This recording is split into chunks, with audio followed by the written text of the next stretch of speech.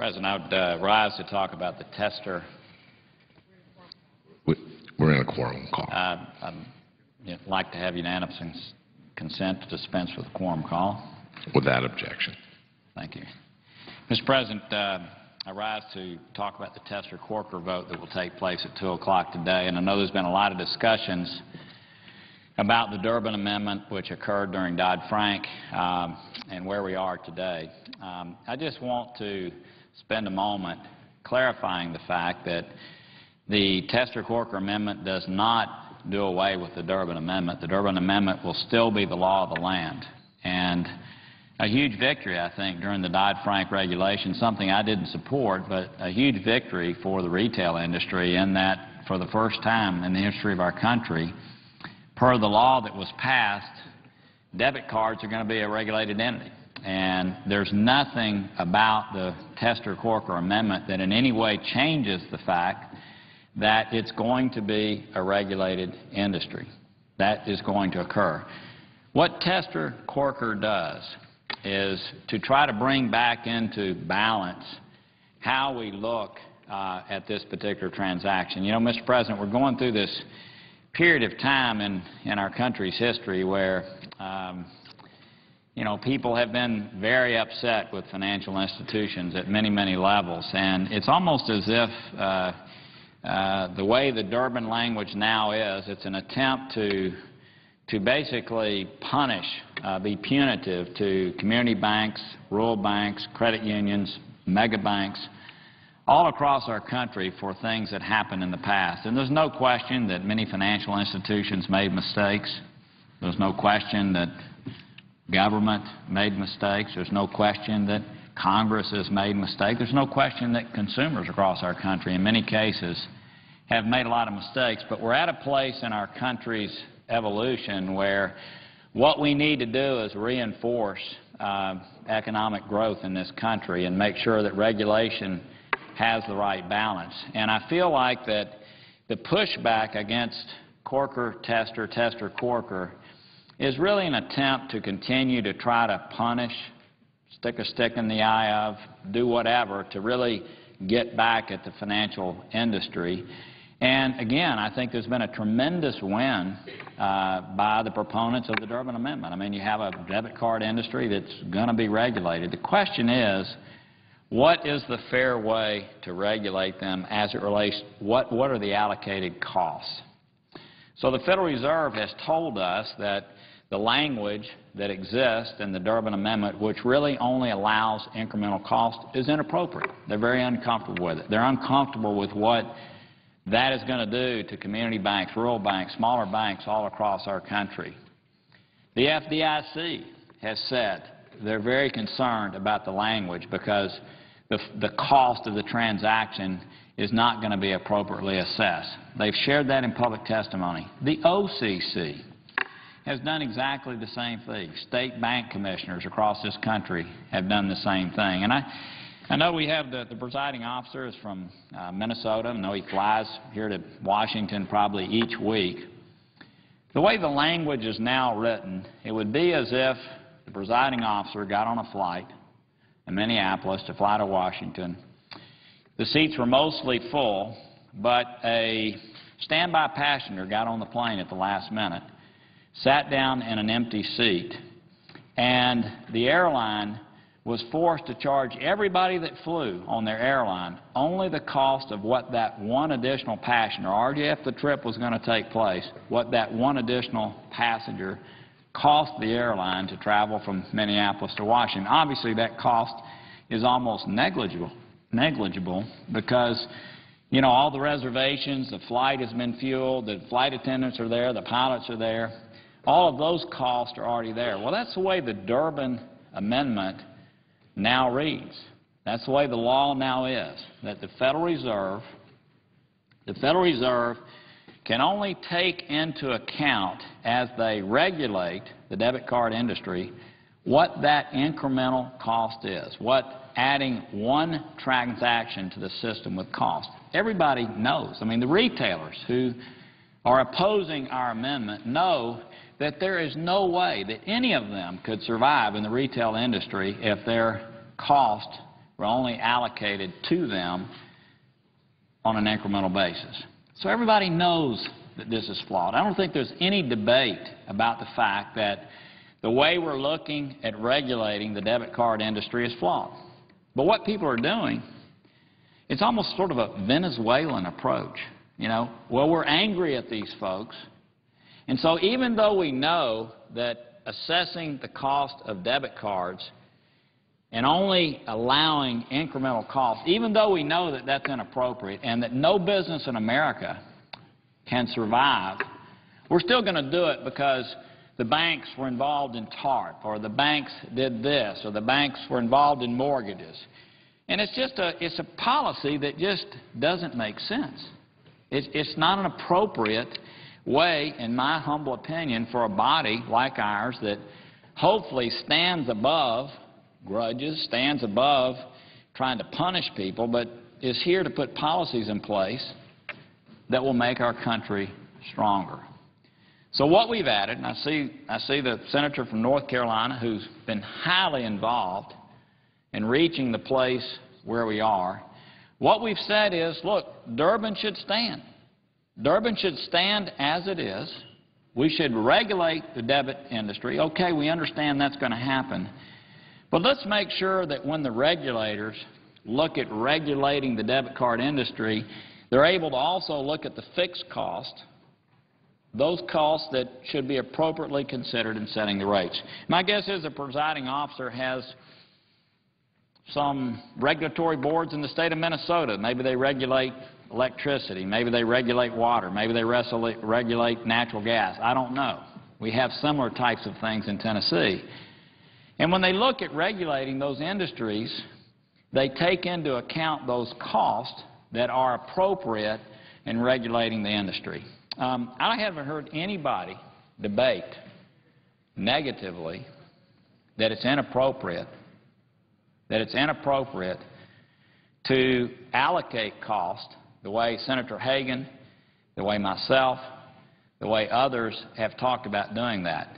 It's all been about the emotion of trying to do damage to financial institutions because people are upset with them. That's what the argument's been about. It's been an emotional argument about saying, well, you know, these institutions did some really bad things, and therefore we want to punish them even though we know the cost allocation is inappropriate. We all know that what's going to happen is not only are we going to do damage to our community banks, our credit unions, our rural banks all across this country, but in the process of allowing the rules to stand as they are and the direction that we give to the Fed to stand as it is, what's going to happen is we're going to have a constriction of credit. I mean, right now in our country, we are watching a pause taking place in economic growth. And one of the driving factors, there's no question, is our financial institutions are out there. They are seeing in every way their ability to lend to be clamped down on. Capital requirements are changing. Some of these things were good things that needed to happen. But this is just one more of those. And so the Senate, if the Senate chooses to defeat Tester Corker today, Hagan, Crapo, lots of people have been involved in making this so that we get back in the middle of the road, that when we regulate debit cards, we do so by truly looking at the cost of the card itself. If this amendment is defeated, it's just one more blow against our economy as we continue to constrict lending in our financial institutions to communities and citizens all across our country. You know, somebody had a chart up yesterday looking at Canada and looking at Europe. And one little detail, and they were talking about the lack of debit charges, or in some cases the fees were less than they are in our country. One of the details they left out is they don't have community banks. I mean, in Canada, you've got a handful of highly regulated, almost utilities that are banks, under 5. That's a very different scenario than we have in this country, where we have community banks all across the country that are out there lending to innovators, banks all across this country lending to innovators. Very, very different environment. So you know, they're able in Canada to actually generate fees in other ways.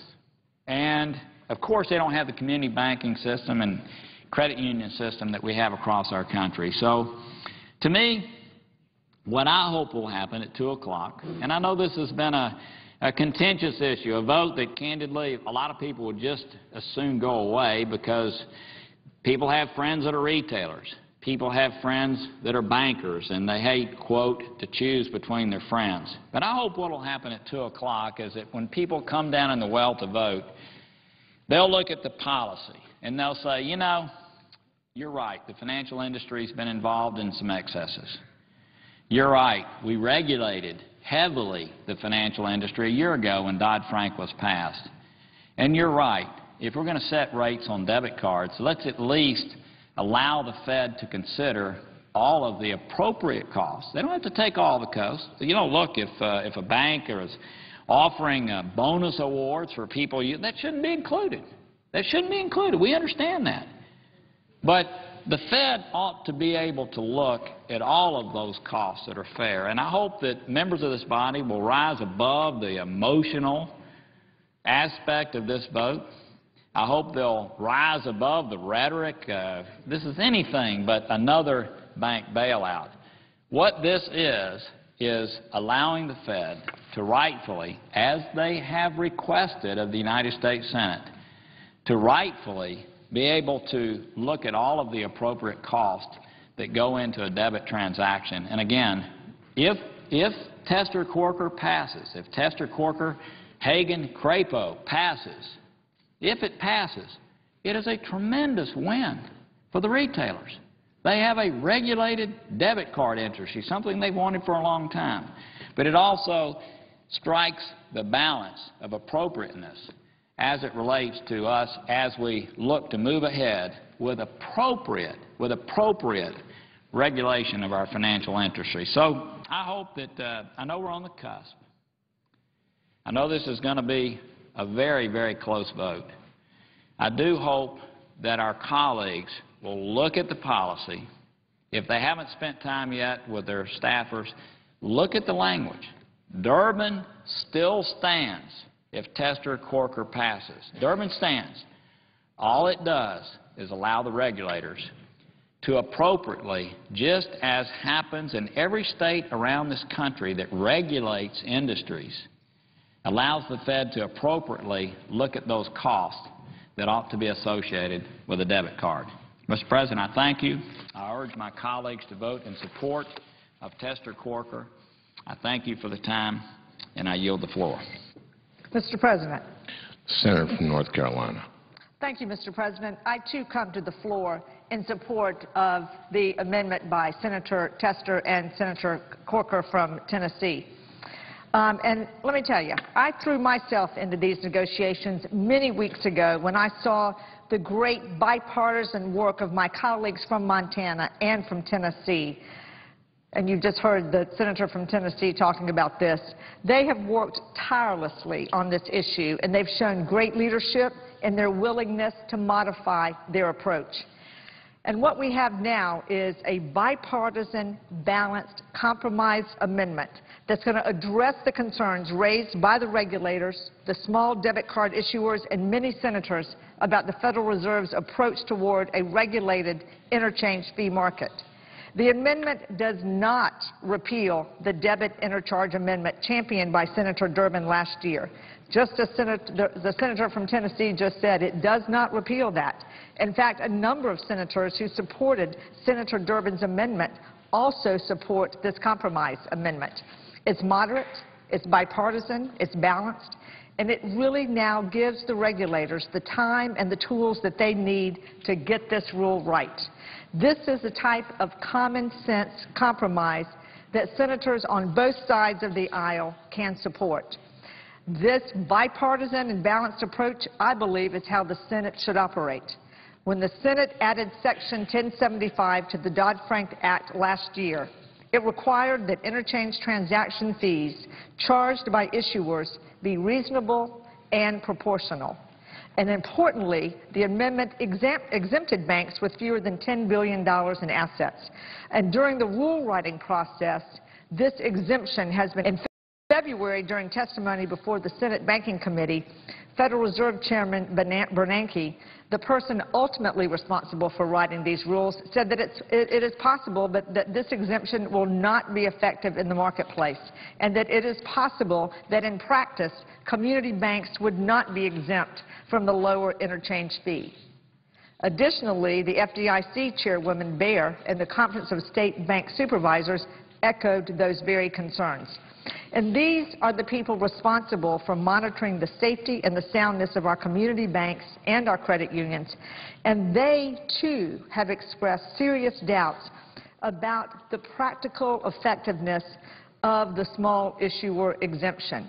This is extremely concerning to me, a senator from North Carolina, where we have a strong presence of community banks and credit unions that serve constituents of mine all across North Carolina. This legislation helps get the small issuer exemption right. It provides two levels of protection for small banks and credit unions. First, it considers the impact on small issuers up front as part of a short 6-month study. And then it directs the banking and credit union regulators to carefully review the effectiveness of this small issuer exemption, which would be going to the community banks and the credit unions. And it directs the regulators to look at the exemption from a safety and from a soundness perspective. This is of particular importance at a time when community banks around the country are struggling to provide credit to our Main Street businesses. Then, once the final rules are in place, it would require a review of the effect of the rule on the market. This approach gives the regulators the time to look at small banks and credit unions up front and an opportunity to point out any problems that they may see arise in the future. This is a sensible, balanced approach. It's bipartisan, and it is one that I, too, urge my colleagues to support. Thank you, Mr. President. I yield the floor.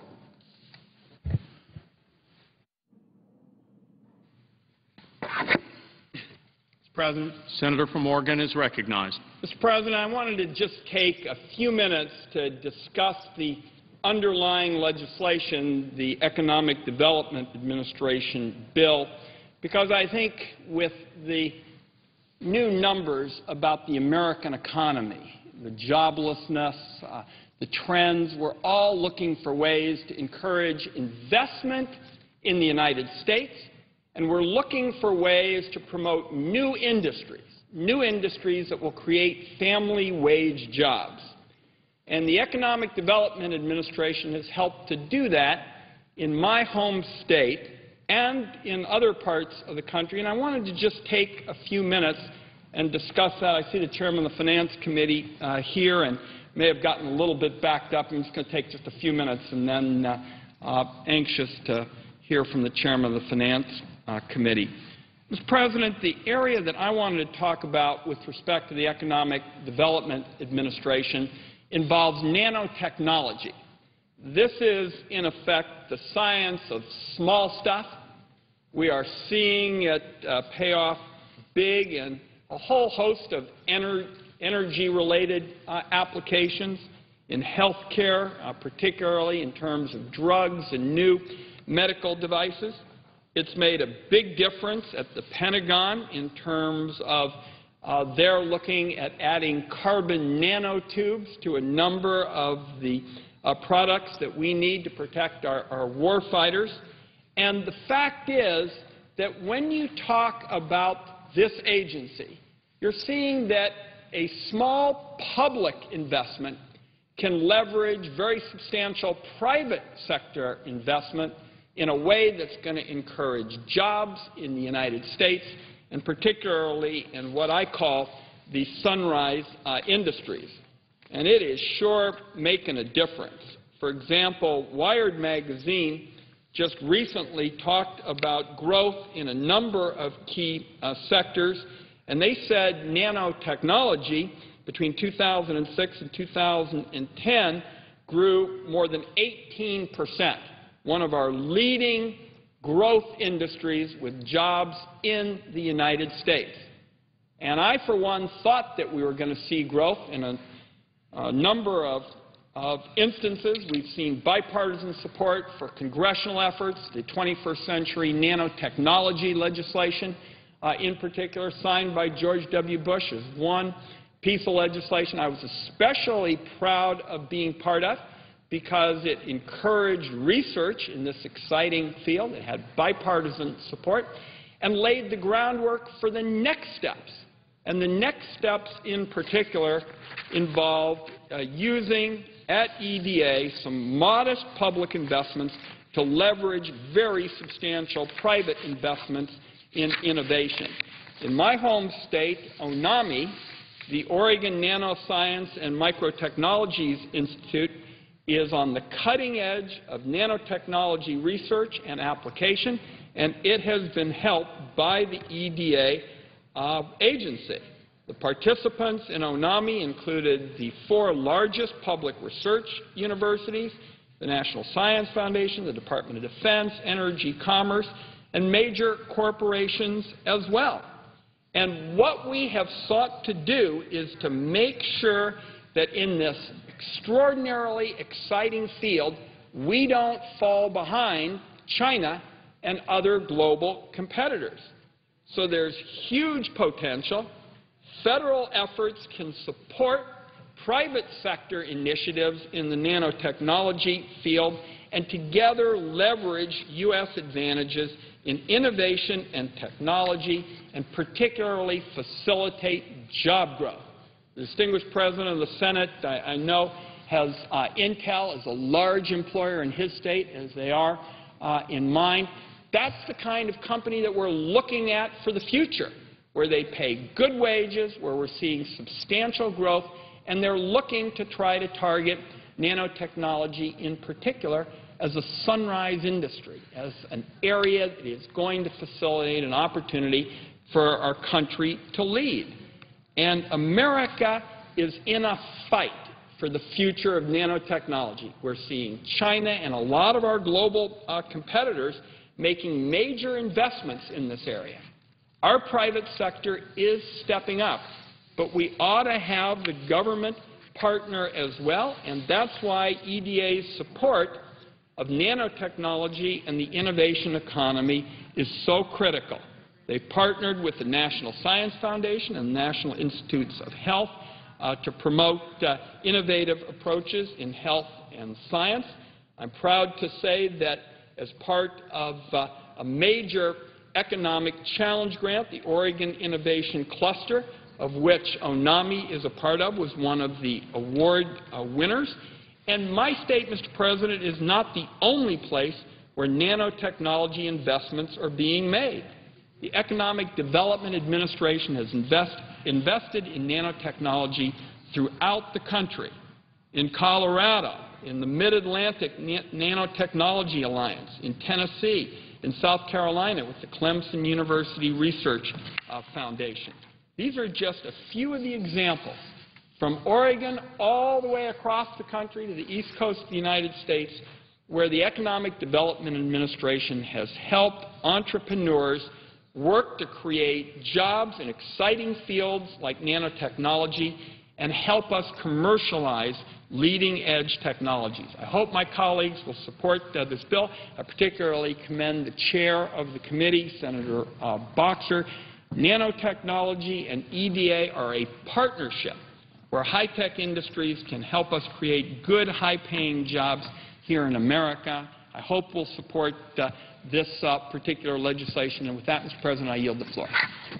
Mr. President. Senator from Montana is recognized. Mr. President, I rise to express my strong support for S-782, the 5-year reauthorization of the Economic Development Administration, which, frankly, I am proud to have co-written. Abraham Lincoln said, "The legitimate object of government is to do for a community of people whatever they need to have done, but cannot do it all or cannot so well do for themselves in their separate and individual capacities." End quote. That is what the Economic Development Revitalization Act of 2010 will do.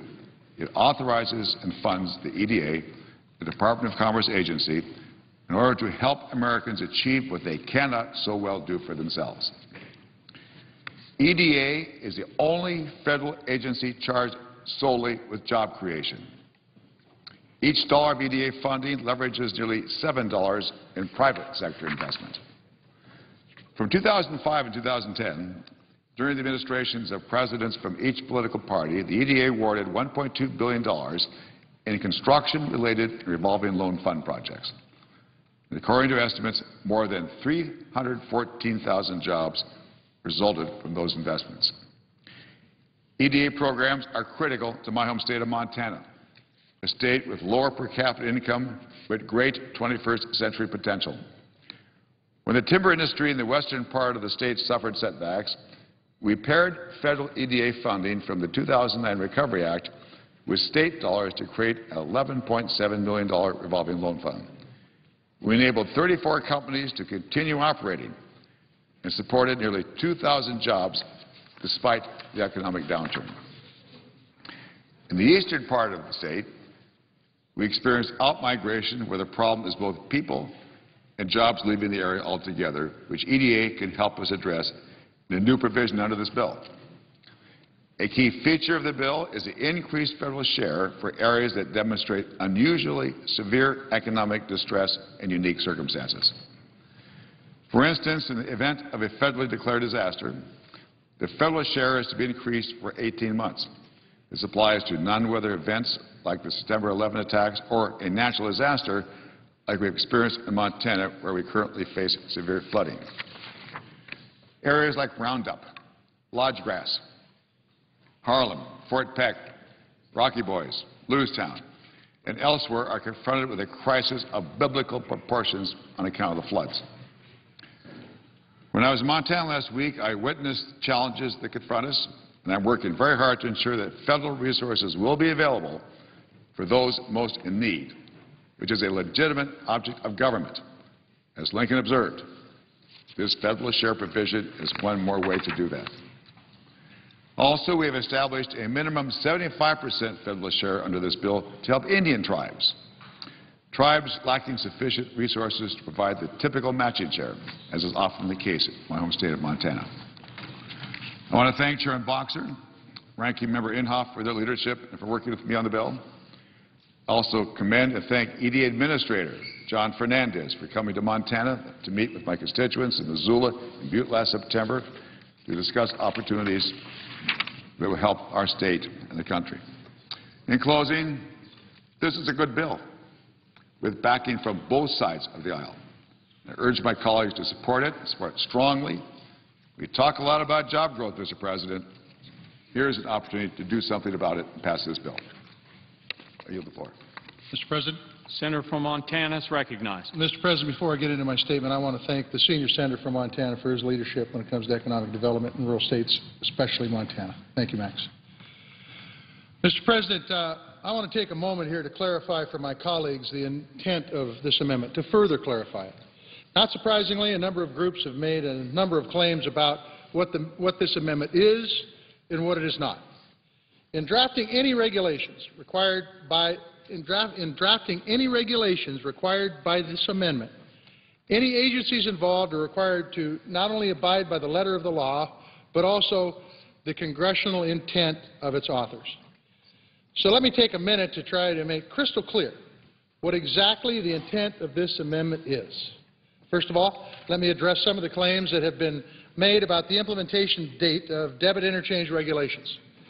My amendment would direct the Fed to implement these provisions on a date of their determination. Why was this language included this way? The intent of this language is to provide the Fed with the discretion to implement these regulations as quickly as is practically possible for merchants, issuers, and networks to prepare for such new regulations. The hope with this language would be to avoid the situation that we're in right now, where parties impacted by these changes would likely have less than a month to implement significant changes to the debit interchange system.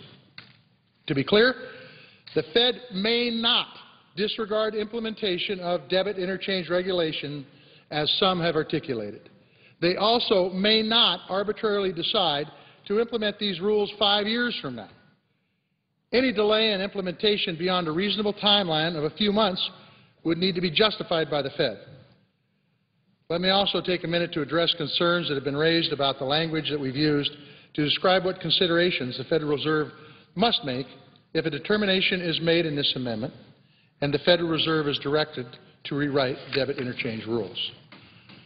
The language states that the Federal Reserve shall consider, and again, shall consider all fixed and incremental costs in determining what is reasonable and proportional interchange fee is. Again, let me say this again.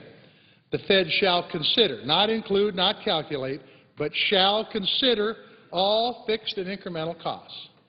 That word is important because consider provides the Fed with the discretion to consider and determine, using their judgment, what is reasonable and proportional, meaning that any cost considered would need to be justified to the Fed. To further clarify, the language directs the Fed to consider all fixed and incremental costs associated with debit card transactions and program operations, and allow incentives for a more innovative, efficient, and secure payment card network. Why did we include all fixed and incremental costs? That's because the original statute limited the costs that the Federal Reserve could consider to only those costs associated with the authorization, clearance, or settlement of a particular electronic debit transaction. This language severely limits the costs to issuers that the Fed may consider in calculating reasonable and proportional rates, and is in large measure why the Federal Reserve's proposed rule is currently at 12 cents. There are a number of fixed costs that are associated with debit transactions, chief among them fraud costs, which are also arbitrarily limited in the original statute. The fraud language states that the Federal Reserve may, not must, but may, allow for a fraud adjustment for costs associated with fraud prevention. Now, the Federal Reserve draft proposal did not include any fraud adjustment, and we have no idea what an adjustment might look like or whether the final rule would include one. But if it did, it could only include an adjustment related to fraud prevention, not the actual costs or the losses associated with fraud. So take, for example, the recent data breach by Michael Stores, a breach, by the way, which was the fault of the retailer who had their debit kiosk compromised. What was the cost to the issuer of the cards which were compromised? Well, they were significant. First of all, it was a community bank in Illinois who had a fraud monitoring program that identified the threat and alerted the retailer that their kiosks had been compromised. Then there was the cost to these issuers of making their customers whole again for the losses that they sustained by criminals removing funds directly from their bank accounts, $500 at a time. Additionally, issuers had to foot the costs associated with reissuing the cards and opening new accounts for customers with compromised accounts. But none of those costs associated with fraud and losses assumed by the issuers could be calculated in the fraud adjustment under the current statute. That's why we included language directing the Federal Reserve to consider all fixed and incremental costs associated with debit card transactions and program operations to capture those costs. Fraud losses and monitoring programs are not associated with individual transactions, nor is the creation or reissuance of physical cards, account maintenance, or cardholder servicing. Let me also say that what we do not believe is included in any reasonable and proportional fixed and incremental costs associated with program operations. As a result of our conversations and consultations with the Fed, we do not believe that rewards programs or miles neither would nor should be considered as permissible costs, nor would be or should any executive compensation, nor should the costs of maintaining ATM machines. And why did we include the language allowing the Federal Reserve in setting reasonable and proportional rates to allow incentives for a more innovative, efficient, and secure payment card network? We added in because in conversations with the Federal Reserve about what sorts of costs would be included in reasonable and proportional costs, they indicated that right now they do not have the ability to incentivize savings by issuers to make processing more efficient or secure. It seemed like a pretty good idea to Senator Corker and I that we should give the Federal Reserve this kind of discretion, and that issuers should be incentivized to lower costs below whatever the Federal Reserve determines to be reasonable and proportional. Otherwise, the fee would likely stay the same for years to come, as there would be no incentive to lower costs. In addition to the flexibility provided to the Federal Reserve to set the rates, the amendment also intends to provide discretion to the Federal Reserve to include additional factors in the study, such as the overall impact of regulating interchange fees on small businesses and the economy, as well as discretion in the agencies that the Federal Reserve may consult when drafting the study. In addition, it is intended that the findings must be made public and that the Federal Reserve is not required to start from square one. The intent is for the Federal Reserve to be able to build upon the information and insights that they have gathered already and are a part of the current record. Finally, this amendment doesn't undermine or inhibit the Federal Reserve's ability to implement the routing and network exclusivity provisions in the underlying statute. In fact, it does quite the opposite. We sought to preserve this language and these provisions as they were originally included in the statute. In the last couple of days, several senators have suggested additional changes that would improve consumer-related aspects of the study proposed by my amendment. I very much appreciate their concerns and their interest on this critically important point. And the changes that they have suggested are certainly ones that myself and other co-sponsors are open to. Unfortunately, the good senator from Illinois filled a second-degree amendment that essentially closed off any chance to make additional changes to the amendment once it was filed. I am more than willing to work with my colleagues to find ways to continue to improve this amendment and ensure that consumers, small businesses, and small banks and credit unions get a fair deal as we move to a regulated interchange marketplace. And that is what we will get out of this amendment. The same idea of regulation that 64 members of this body supported last year. But the difference between my amendment and the current law is that we will ensure that the Fed's regulations do not set the price below the cost of doing business. The current law prevented the Fed from looking at any number of elements of the cost of interchange. Some fraud costs were allowed to be included, but not others. Some technology costs were included, but not others. Why? Because the Senate made those arbitrary decisions. The result is a proposed Fed rule that sets debit interchange rate at 7 or 12 cents for all transactions, a level most folks agree is too low. Let's allow the Fed to find the actual correct number. As a farmer, I can tell you that it cost me $3 to produce a bushel of wheat. It won't matter if I sell it for $2 or $1 or 50 cents. I'll still go out of business because it's below my cost of doing business. And that is precisely what will happen to our smaller banks and credit unions. With that, Mr. President, I yield the floor. The absence of a quorum. The clerk will call the roll. Mr. Okaka. Mr. President, Senator from Illinois is recognized. Ask the quorum call be suspended. Without objection. Mr. President, I have high regard for the senator from Montana. He's my friend and will be whatever the vote happens to come out with in about 40 minutes. But I do disagree with him on this.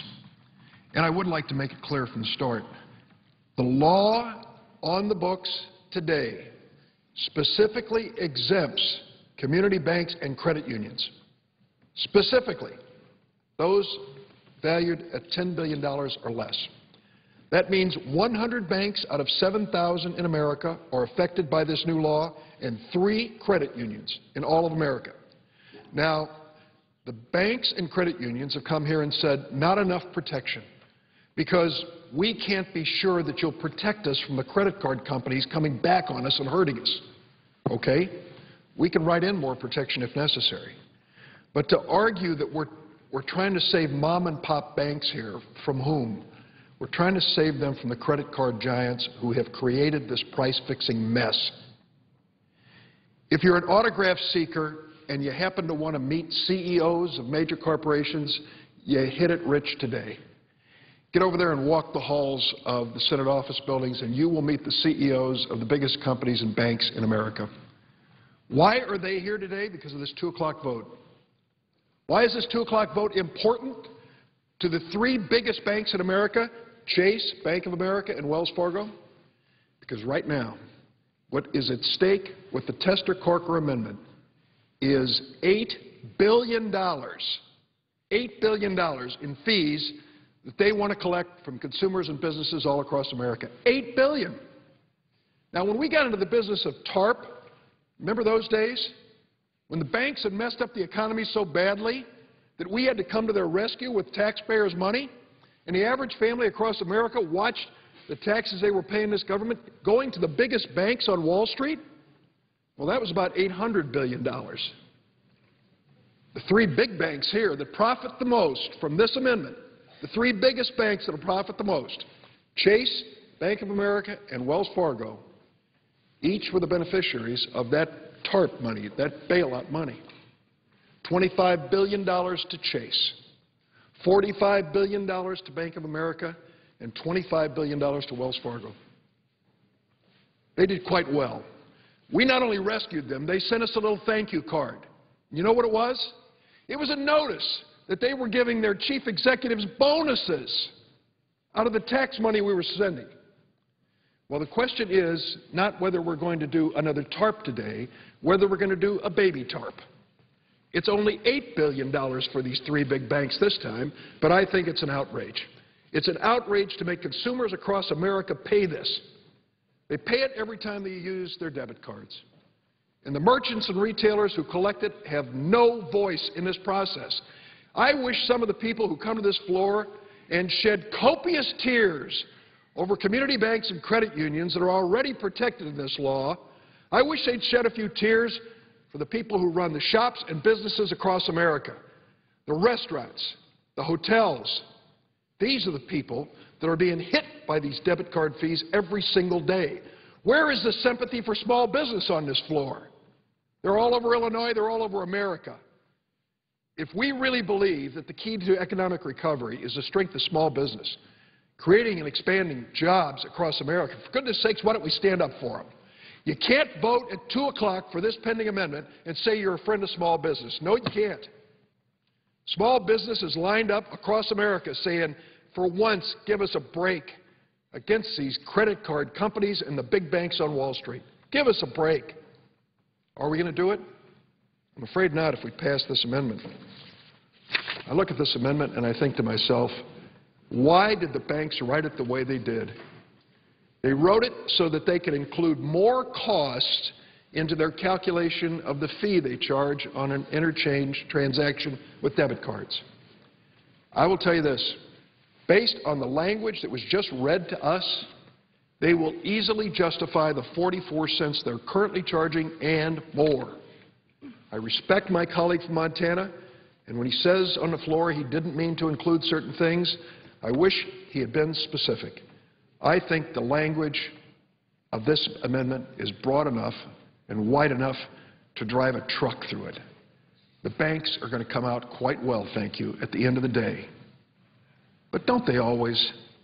When it's all said and done, aren't they usually the winners around here?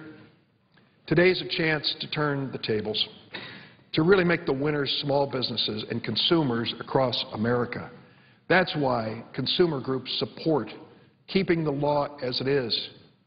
That's why when the banks wrote this, they said the 4 agencies that would decide what the fee was going to be will be 4 bank regulators.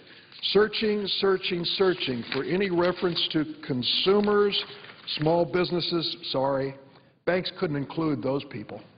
Couldn't include those people in that calculation. So to say that we are for the little guy, and that's why we need to vote for this amendment, is to ignore the amendment's wording as written. If you're for the small business people across America, there is only one vote, and it's a vote no. Let the Federal Reserve issue this rule. Don't let the banks stop them in their tracks, and that's exactly what they want to do. Let them issue this rule. If more needs to be done, I'm on board. But the notion that we can't even trust the Federal Reserve to come up with a rule on this that may protect small businesses and consumers across America is just plain unfair. It's wrong, and we ought to know better. And I reserve the balance of my time. Senator from Montana is recognized. Mr. Chairman, I too want to echo the thoughts of the good senator from Illinois, and Senator Durbin and I are friends. May not sound like it today, but we are. We just happen to disagree on this particular piece of policy. There is one premise that I think, Mr. President, that is being taken as a given that is not a given at all. And it was in the original Durbin Amendment, and it said we were going to exempt banks of $10 billion and less and credit unions of $10 billion and less. So we were going to do that. A lot of folks voted for this amendment because they knew that the small banks couldn't distribute their costs, and they knew it would have undue harmful effects on the small credit unions and community banks. But the facts have borne out different since in the last year. And they haven't been borne out by stuff that I've made up. It comes from the regulators themselves. And I've said many times on this floor that every regulator I have talked to, state or federal, have said the exemption for small banks and credit unions won't work. It won't work. We voted on something a year ago that we thought we had, and it doesn't work. Let me read you the quotes. Fed Chairman Ben Bernanke, and they're still not sure whether it'll work, the market forces that would work against this exemption, said it May 12th of this year. Another quote by Chairman Bernanke. It's going to affect the revenues of small issuers, and it could result in some of the smaller banks being less profitable or even failing. Once again, in a banking hearing. By FDIC Chairwoman Baer. I do not think this is going to, I do think this is going to reduce the revenues. Let me say it again. I do think this is going to reduce the revenues at a number of smaller banks, and they will have to pass that on to their customers in terms of higher fees. What's that mean? Checking, time getting a loan, fees, all that stuff. Money doesn't grow out of air. You've got to have it, and if you don't have it and you're doing business under the cost of doing business, you've got to make it up somewhere. Another quote from Ben Bernanke, and it's about the two-tiered system that is unlikely to maintain to protect small institutions. A number of networks, this is a quote, I quote, a number of networks have expressed their interest or willingness to maintain a tiered interchange fee system, but of course it's not required. Chairwoman Baer again, if the Federal Reserve's view is that there's no legal authority to require that, it does become more problematic. The fact is that the two-tiered system is not going to work. Every regulator said it's not going to work. Its impacts are going to be small community banks, not the Wall Street boys. They're fine. We agree on that. But the community banks and the credit unions are going to have incredible impacts on our small businesses that we're trying to help get us out of this recession that we're in. This is not a bailout. This will ensure a regulated debit interchange system. And by the way, I don't believe in bailouts. I didn't believe in the TARP bailout. I voted against it. Voted against the auto dealers bailout. Right, wrong, or indifferent, I don't believe in bailouts. I wouldn't be supporting this if this was a bailout. I wouldn't be offering it. Wall Street banks are going to do just fine. They're going to be just fine regardless what happens. But the fact is the exemption for banks under $10 billion will not work. That's why I'm here. It's as simple as that. I want to close for now with a statement made by the Frank in Dodd-Frank, who this bill is named after. Barney Frank, who worked with Chris Dodd to craft this bill in the House and the Senate. Here's what Barney Frank says. Is today the 8th, by the way? It is. He said it today, 8th of June. I quote, and he's speaking of the Tester, Corker, Hagan, Crapo, Bennett amendment. This amendment, I quote, this is a good, balanced, compromised approach. I support it, and I hope it will pass. The author of this bill from the House thinks this is a good policy change to make Dodd-Frank better. I yield the floor, Mr. President.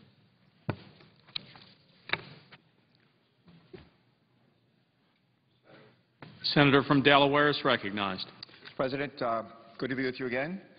Spent most of the morning with you and now part of the afternoon. This is really a difficult issue for a number of us in the Senate because we have friends on both sides of this issue.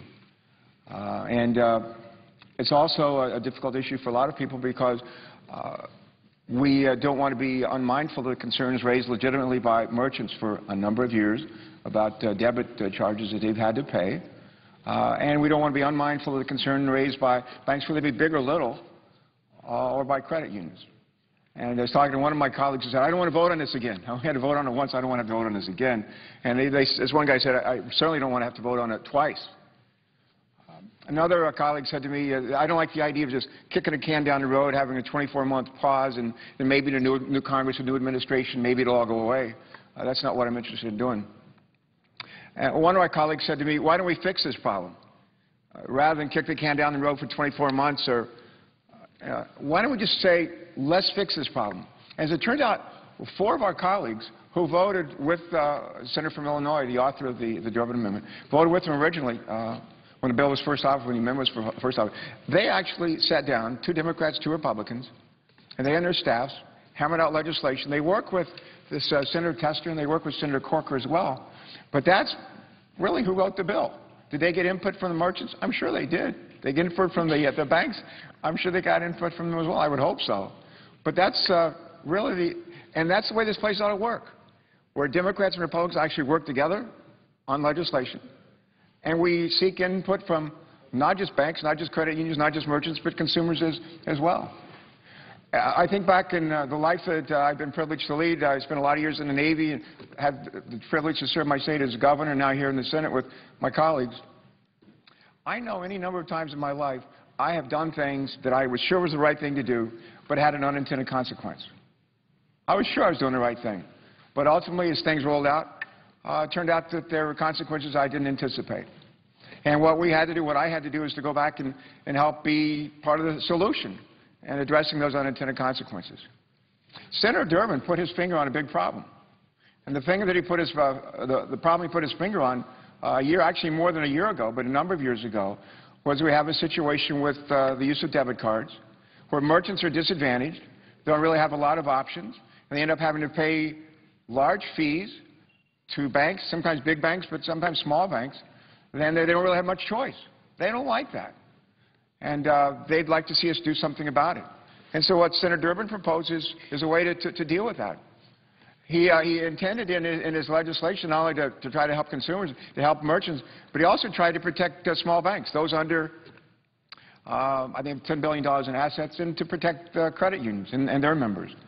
I want to see if we have a quote here. All these banks have different regulators. Credit unions have their own regulator. I don't have quotes from all of them, but here's a quote that Senator Tester shared with us, the comments of at least, I think, Ben Bernanke, chairman of the Federal Reserve, when he was talking about the unintended consequences. But here's what Sheila Bair of the FDIC says. We're concerned that these institutions may not actually receive, and she's talking about institutions, banks, smaller banks, community banks under $10 billion in assets, credit unions as well. She said, we're concerned that these institutions may not actually receive the benefit of the interchange fee limit exemption explicitly provided by Congress, resulting in a loss of income for community banks and ultimately higher banking costs for their consumers. That's what she said. She said this in testimony before, I think, the House. John Walsh, who's the interim controller of the currency, they regulate the national banks, National Charter Bank. He says this. He says, we believe the proposal takes an unnecessarily narrow approach to recovery of costs that will be allowable under the law and that are recognized and indisputably part of conducting a debit card business. This is long-term safety and soundness consequences for banks of all sizes. That's what they say. They think we've got a problem here. And their job isn't to be the lapdog for financial institutions. Their job is to regulate financial institutions. I've gone back trying to think about it sometimes when we had abuses to clean up, and how do we go about doing them? And we had big, this kind of sounds strange for a guy from Delaware to say this, we had big abuses in credit cards. And it was pretty much impossible for most people to get a credit card application in their mailbox, look at that credit card application, and maybe got 6 of them in the same week, and decide which of those 4 or 5 or 6 were actually in their best interest to fill out and to submit. We had banks, credit card banks, who were taking advantage of people in ways that were, I think, very untoward, I think, unethical. And what we did in the banking committee where I served there is we held not just a hearing, we held extensive hearings for months. For months, they did the same thing in the House. And we asked GAO, the Government Accountability Office, to help us with an in-depth study of the credit card industry, to try to decide what changes were needed. And there are watchdog agencies, GAOs are watchdog agencies, my colleagues know, and they came back to us and said, these are our recommendations. And out of all those hearings came a lot of ideas, too. We passed legislation in the Senate, passed legislation in the House. The banking industry didn't like it much. And they complained about it. We went to conference with the House and the Senate, worked out a compromise. The banking industry didn't like it much. And the banking industry was required, the regulators were required of the banks, required to help us implement the legislation. And they had to write regulations. They had to write regulations that were true and consistent with the underlying law. And they did. And you know what? The banks didn't like it very much. But they were promulgated, some of them immediately, in some cases over a period of several months, but eventually got the job done. I think consumers are much better off. Are banks making as much money as they used to on credit cards? No. It hasn't been helpful to the industry. We know that personally in our state. But are consumers being treated more fairly? Yes, they are. And part of what happened here was extensive hearings involving GAO, getting input from a lot of folks with different views on this, and then acting and letting the process work.